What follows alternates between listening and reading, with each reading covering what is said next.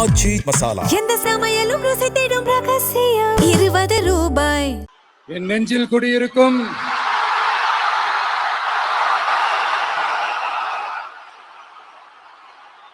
திருநெல்வேலி மக்கள் உங்கள் அனைவருக்கும் என்னுடைய வணக்கம். வணக்கம் வணக்கம் வணக்கம் வணக்கம். எல்லாரும் எப்படி இருக்கீங்க? உங்க மகன், உங்க அண்ணன், உங்க தம்பி, உங்க தோழன், உங்க நண்பன், உங்க விஜய் உங்களை தேடி வந்திருக்கிறேன். இந்நேரம்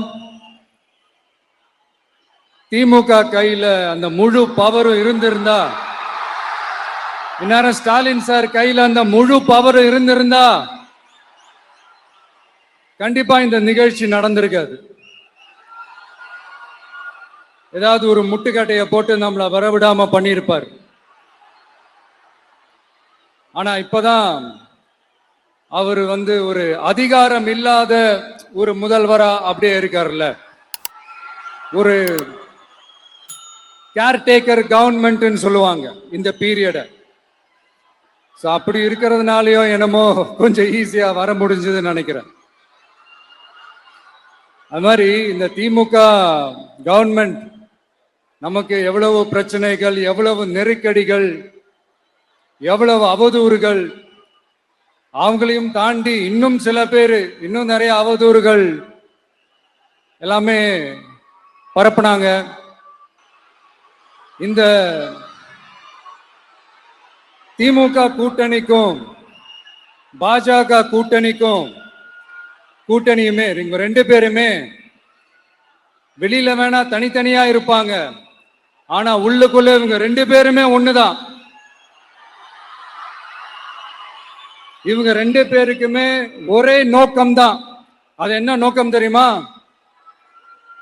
உங்களுக்காக நல்லது செய்ய, உங்களுக்காக உழைக்க, உங்களோட கூடவே நிக்க இந்த விஜய் வந்துடக்கூடாது.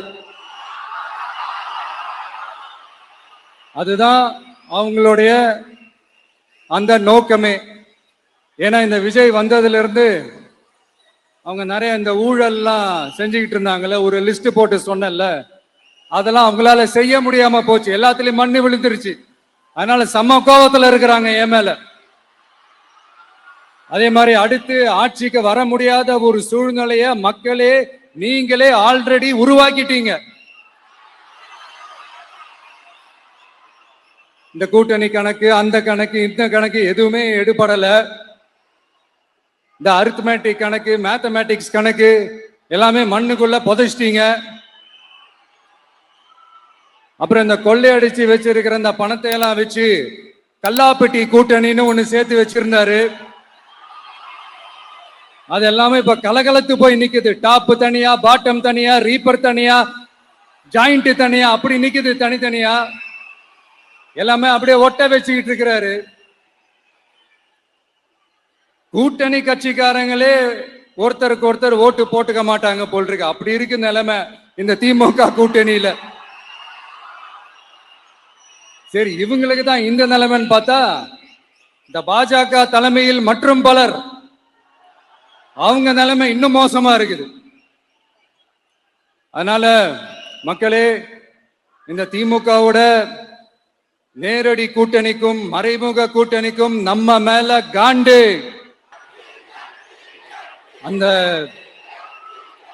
அந்த காண்டுக்கு ஒரு காரணம் என்ன தெரியுமா? அவங்க வீட்லயே, அவங்க குடும்பத்திலேயே விசில் சத்தம் பலமா கேக்குதான்.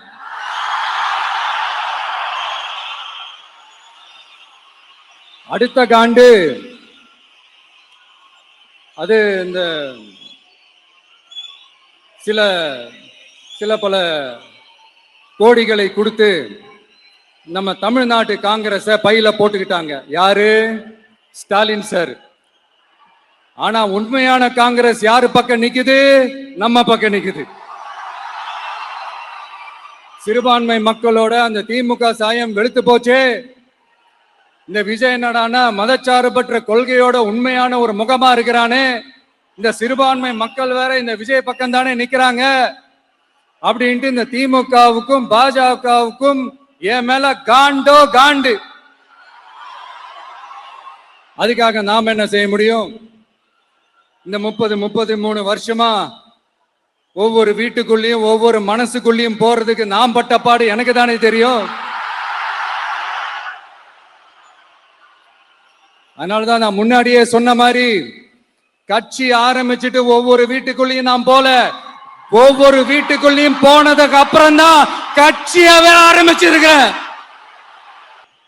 இது இந்த அரசியல் எல்லாத்தையும் தாண்டி இருக்கிற ஒரு உறவு, கட்சி கிட்சி எல்லாத்தையும் தாண்டி இருக்கிற ஒரு உறவு. இது ஒரு பூர்வ ஜென்ம பந்தம். இது சும்மா இந்த அரசியல் ஆதாயம் தேடுறவங்களுக்கு எல்லாம் இது என்னன்னே புரியாது. இது மத்தவங்களுக்கு வேணா எலெக்ஷன், ஆனா இந்த விஜய் கூட நிக்கிறவங்களுக்கும் இது ஒரு இமோஷன். நான் சந்தோஷப்பட்டா மக்கள் சந்தோஷப்படுறாங்க, மக்கள் சந்தோஷப்பட்டா நான் சந்தோஷப்படுறேன். எனக்கு ஒண்ணுனா மக்களுக்கும், மக்களுக்கு ஒண்ணுனா எனக்கும் கண்ணு கலங்கும். எவ்வளவு அவதூறுகள்! இந்த கரூர் விஷயத்தை பத்தி ஊருக்கே தெரியும். ஆனா போடு, விஜய் மேல பழிய போடு. என்னடா இவ்வளவு பெரிய ஒரு பழிய தூக்கி விஜய் மேல போட்டாலும் மக்கள் விஜய் கூடவே நிக்கிறாங்க. இது என்னடா அதிசயமா இருக்குது அப்படின்ட்டு அது ட்ரை பண்ணி பார்த்தாங்க. அது மக்கள் கிட்ட எடுபடல. சரி, அடுத்து வேற என்ன பண்ணலாம்? முடக்கு, ஜனநாயகனா முடக்கு. படத்தை முடக்குனா கொஞ்சம் பையன் கொஞ்சம் டிஸ்டர்ப் ஆயிடுவான். அதனால படத்தை முடக்கு. இது யாரு முடக்குனாங்கன்றது உங்களுக்கே தெரியும். அது நான் சொல்ல வேண்டிய அவசியம் உங்களுக்கு இல்லை. ஆனா இவனாடா இவன் படத்தை முடக்கினாலும் அவன் பாட்டுக்கு அதை கண்டுக்காம அவன் பாட்டுக்கு வேலையை பார்த்துட்டு போயிட்டே இருக்கான். அதுவும் எடுபடல. சரி, அடுத்து வேற என்ன பண்ணலாம்? போடு, SOPன்னு ஒண்ணு போடு. விஜய்க்கு மட்டும் தனியா ரூல்ஸ், தனியா ரெகுலேஷன்ஸ், தனியா கண்டிஷன்ஸ் அவனுக்கு மட்டும் போடு. மத்த கட்சிகள்லாம் விடு, விஜய்க்கு மட்டும் தனி கண்டிஷன்ஸ் போடு. அவன் வெளியவே வரக்கூடாது, மக்களை சந்திக்கவே கூடாது. என்னாச்சு? அதுவும் எடுபடல. சரி, அடுத்து வேற என்ன பண்ணலாம்? நம்மளை சுத்தி இருக்கிறவங்கள வச்சு, அதாவது இத்தனை வருஷமா வெயிட் பண்ணி இப்போ எலெக்ஷனுக்கு 30 நாளைக்கு முன்னாடி கரெக்டா அந்த டைம் பார்த்து ஒரு அவதூறு பரப்ப வேண்டியது. அது என்னன்னு உங்களுக்கே தெரியும். அதுவும் மக்கள் கிட்ட எடுபடல. அது மாதிரி எத்தனை சோதனைகள், எத்தனை வேதனைகள் நீங்க கொடுத்தாலும் இந்த திமுகனாலேயோ இல்ல இந்த பாஜகனாலேயோ இல்ல இந்த மற்றும் பலர்னாலேயோ இல்ல எந்த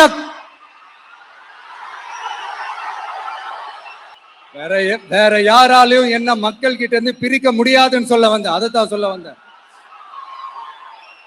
ஒவ்வொரு வீட்டுல இருக்கிற ஒவ்வொரு விஜயும் இருக்கிற வரைக்கும் என்ன மக்கள் கிட்ட இருந்து பிரிக்கவே முடியாது. இப்படி இந்த சொந்த பந்தம் இவ்வளவு ஸ்ட்ராங்கா இருக்கிறதுனாலதான் நான் முன்னாடியே சொன்னேன், 234 தொகுதியிலையும் இந்த விஜய் தான் வேட்பாளர் அப்படின்னு தான் அதை நான் செஞ்சிருக்கிறேன். ஏன்னா நம்மளுடைய வேட்பாளர்கள் யாரும் டாட்டாவோ பிர்லாவோ அம்பானியோ அதானியோ கிடையாது. நம்ம வீட்டுல இருக்கிறவர், நம்ம குடும்பத்துல இருக்கிற ஒருத்தரை தான் நான் வேட்பாளரா செலக்ட் பண்ணிருக்கிறேன். அப்படி செலக்ட் பண்ணி தான் உங்ககிட்ட நான் ஒப்படைச்சிருக்கிறேன். அதனால அந்த வேட்பாளர் வேற, இந்த விஜய் வேற அப்படின்னு நினைச்சிடாதீங்க. இந்த விஜய் தான் வேட்பாளர், அந்த வேட்பாளர் தான் விஜய்.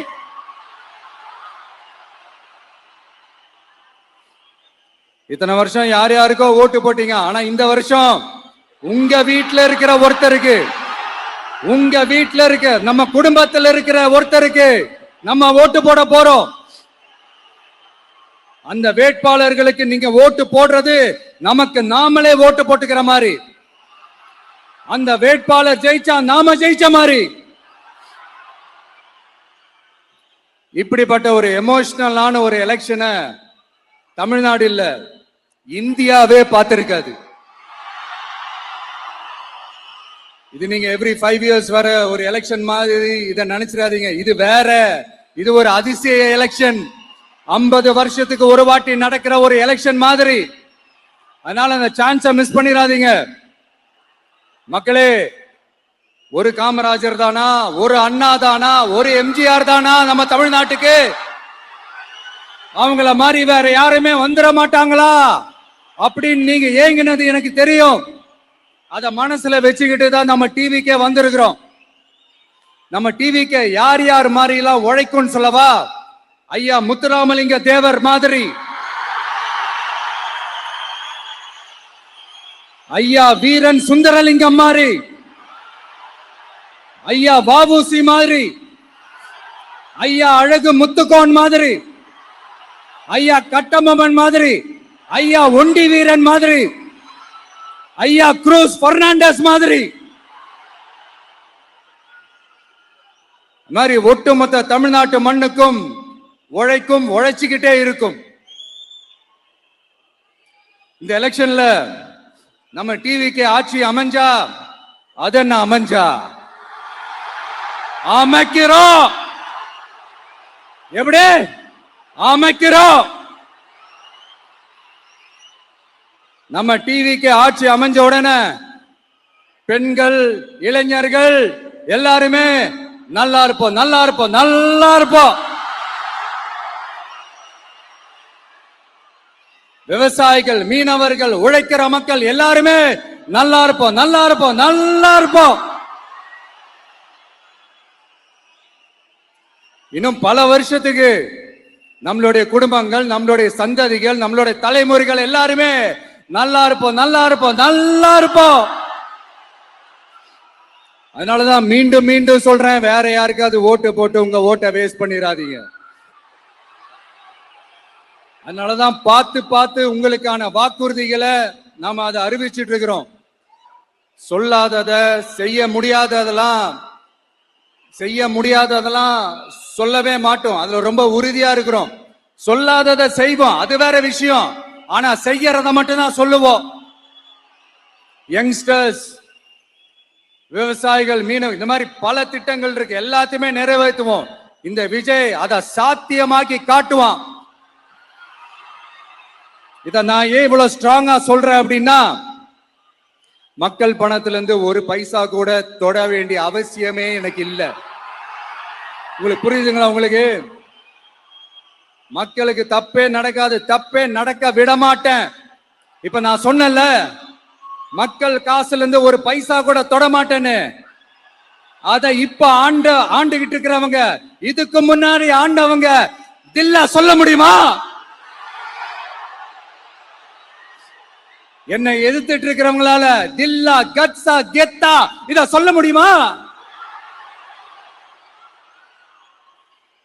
நீங்க ஒழுங்கா ஆட்சி நடத்திருந்தா பெண்கள் பாதுகாப்பு ஏன் இவ்வளவு மோசமா இருக்குது? இளைஞர்களுக்கு ஏன் வேலை வாய்ப்பு இல்லாம போச்சு? போதைப் பொருள் கலாச்சாரம் ஏன் அதிகமா இருக்கு? சட்டம் ஒழுங்கு ஏன் சரியா இல்ல? வன்முறை ஏன் தலைவரிச்சு ஆறுது? இதுக்கு உங்களால பதில் சொல்ல முடியுமா ஸ்டாலின் சார்? பதில் சொல்ல தகுதி இருக்கான்னு தான் கேட்டிருக்கணும். ஆனா கொஞ்சம் நாகரிகம் கருதி அப்படி வேணான்னு பாக்குறேன். 2.5 வயசு குழந்தைய துள்ள துடிக்க உங்க திமுக நிர்வாகி ஒருத்தன் கொன்னானே, அதுக்கு என்ன பதில் சொல்ல போறீங்க? விளாத்திக்குளம் பக்கத்துல +2 படிக்கிற ஒரு பொண்ணு டாய்லெட் வசதி சரியா இல்லாம ஒரு அவசரத்துக்கு காட்டு பக்கம் போய் ஒதுங்கினாங்களே, என்னாச்சு? இந்த உலகத்தை விட்டே போயிட்டாங்க. அதுக்கு என்ன பதில் சொல்ல போறீங்க? இந்த பிள்ளைங்களை உங்களால திருப்பி கொடுக்க முடியுமா சார்? 5 வருஷமா போலீஸ் டிபார்ட்மெண்ட் கையில வச்சுக்கிட்டு என்ன சார் பண்ணீங்க? பொம்மைகள் மாதிரி வச்சு விளையாடிட்டு இருந்தீங்களா? ஒரு மனசாட்சின்றது வேணாம். நாங்குநேரி பிரச்சனையை பத்தி பேசினா அது போதையில நடந்துச்சான், போதை பொருட்கள்னால அது நடந்துச்சான். பெரிய கண்டுபிடிப்பு, எங்களுக்கு தெரியாது பாரு. அது எங்களுக்கும் தெரியும், உங்களுக்கு தெரியும். கேள்வி அது இல்ல, அதை ஏன் தடுக்கலன்றதுதான் எங்களுடைய கேள்வி. இது மட்டுமா? மணலை திருடுறாங்க, மண்ணை திருடுறாங்க, மலைகளை முழுங்குறாங்க, சட்டவிரோதமா கல்குவாரி நடத்துறாங்க. மணல் மாஃபியா அது ஒரு பக்கம் நடந்துகிட்டு போகுது, இன்னொரு பக்கம் மினிஸ்டர்ஸ் கொள்ளையடிக்கிறாங்க, இன்னொரு பக்கம் குடும்பமா சேர்ந்து கொள்ளையடிக்கிறாங்க. டாஸ்மாக்ல ஊழல், நகராட்சி துறையில ஊழல், இப்படி ஊழல் ஊழல், ஆட்சி முழுக்க ஊழல் ஊழல்லே ஊறி போய் நாரி போய் கிடக்குது. எந்த மூஞ்ச வச்சுக்கிட்டு சார் வந்து ஓட்ட கேட்பீங்க? இந்த எலெக்ஷன் சும்மா உங்க பணத்தை எல்லாம் வச்சுக்கிட்டு ஒன்னும் கிழிக்க முடியாது. உங்க பணத்தை எல்லாம் வச்சு மக்கள் எல்லாம் விலைக்கு வாங்கவே முடியாது. இது ஒரு மாற்றத்திற்கான ஒரு எலெக்ஷன். ஒட்டுமொத்த தமிழ்நாட்டு மக்களும் அந்த மாற்றத்தை கொண்டு வர போற அந்த எலெக்ஷன். இது உங்களாலேயோ இல்ல அந்த மற்றும் பலர்னாலேயோ ஒன்னும் தடுக்க முடியாது. அதனால மக்களே, ஏப்ரல் 23ஆம் தேதி காலையில சும்மா பக்காவா ரெடி ஆயிட்டு வீட்டுல இருக்கிற சாமியெல்லாம் கும்பிட்டுட்டு உங்க ஓட்டர் ஐடி கார்டு கையில் எடுத்துக்கிட்டு முதல்ல பூத்துல போய் நின்னு அந்த விசில் சின்னத்துக்கு நேரா இருக்கிற அந்த பட்டனை ஒரு அழுத்துங்க. இது ஒரு தலைமுறைக்கான ஒரு தேர்தல், உங்களுக்கான தேர்தல். எப்பேற்பட்ட வசதியான வாழ்க்கையா இருந்தாலும் எல்லாத்தையும் தூக்கி எறிஞ்சிட்டு உங்களுக்காக மட்டுமே வந்திருக்கிறேன். உங்களுக்காக நன்றி கடன் செலுத்துறதுக்காக மட்டுமே வந்திருக்கிறேன். அத்தனை வழிகளையும் தாங்கிக்கிட்டு உங்களுக்காக மட்டுமே வந்திருக்கிறேன். ஒரு நாளும் பொய் சொல்லி உங்களை நான் ஏமாத்தவே மாட்டேன். இந்த 4 முனை போட்டி, 40 முனை போட்டி, எத்தனை முனை போட்டின்னு எத்தனை உருட்டினாலும் இங்க 2 முனை போட்டி மட்டும்தான். ஒண்ணு, இன்னொன்னு எஸ், ஒன்னு டிவிகே, இன்னொன்னு டிஎம்கே. மக்கள் விரோத ஆட்சி நடத்துற ஸ்டாலின் சார் வேணுமா? மக்களை நேசிக்கிற உங்க விஜய் வேணுமா? அவ்வளவுதான் இந்த எலெக்ஷன். அதனால உங்க மகனுக்கு, உங்க அண்ணனுக்கு, உங்க தம்பிக்கு, உங்க பிள்ளைக்கு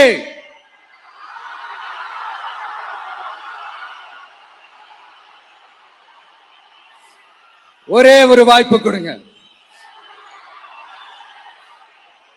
தயவு செஞ்சு விசில் சின்னத்துக்கு ஓட்டு போடுங்க.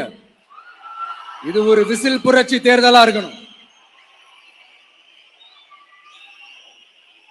நான் தன்னந்த நீயாளு, நீ எல்லாம் நம்ம அப்பாரு, கொஞ்சம் நவந்தனா இங்க 8 கோடி பேரு, மிரள போது ஸ்டேட்டு நம்ம விசில் சத்தம் கேட்டு, நல்ல வங்க வாழ இங்க விசில் கடி ஓட்டே. கடைசி நம்பிக்கை மக்களை தேடி வருது, அதை இறுக்கி புடிச்சு ஒரு வரலாறு எழுது. உங்க விஜய், நான் வரேன். விசில் அடிக்க ரெடியா? கான்பிடண்டா இருங்க, நல்லதே நடக்கும், வெற்றி நிச்சயம். மீண்டும் சந்திக்கும் வரை நன்றி, வணக்கம். ஆச்சி மசாலா, எந்த சமையலும் ருசி தேடும் ரகசியம். 20 ரூபாய். மின்னம்பலம்.com, தமிழின் முதல் மொபைல் பத்திரிகை.